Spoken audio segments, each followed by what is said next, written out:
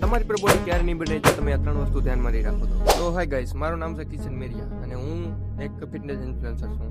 જેમ કે પહેલે હું હિન્દીમાં વિડીયો બનાવતો હતો, પણ હવે હું ગુજરાતીમાં આવી ગયો, કારણ કે ગુજરાતીમાં એટલા બધા ક્રિએટરો નથી જે ફિટનેસ ઇન્ડસ્ટ્રીમાં કોઈ વસ્તુને આગળ વધારી શકે.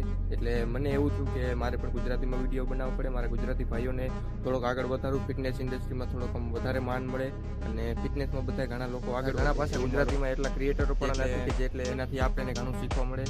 એટલે મેં એટલા માટે જ આ ચેનલ બનાવ્યું છે કે ગુજરાતી ભાઈઓને બધાને જાણકારી મળે કે બોડી કેવી રીતે બનાવવી. ભલે મારામાં એટલો મસલ માસ નથી, પણ ધીમે ધીમે મસલ માસ ગેઇન કરીશ અને તમારી સાથે તમારી સામે ગેઇન કરીશ અને તમને પણ શીખાડીશ કે નવી નવી વસ્તુ કેવી રીતે થાય છે, કયા વર્કઆઉટથી કયો બોડી પાર્ટ આપણું ઇમ્પ્રૂવ થાય છે.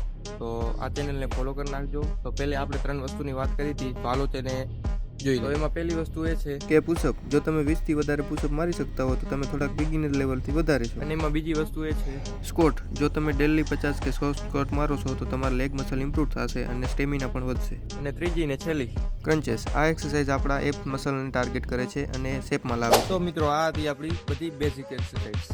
જેમ કે આ બધી એક્સરસાઇઝ તો બધા નોર્મલ કરે જ છે જે બિગિનર હોય છે, અને ધીમે ધીમે આપણે બધી એક્સરસાઇઝ ઇમ્પ્રૂવ કરતા જશું. જેમ કે હું તો એક પહેલથી જ ફિટનેસ ઇન્ડસ્ટ્રીમાં વધારે પૂછેલો હું, એટલે મને તો બધી વસ્તુની ખબર છે. એટલે તમને નહીં ખબર હોય એટલે હું બધે નીચેથી કરીને ઉપર સુધી તમને બધું સમજાવીશ. તો આ ચેનલને ફોલો કરી નાખજો અને આવા જ ગુજરાતી મિત્રોને સપોર્ટ કરો.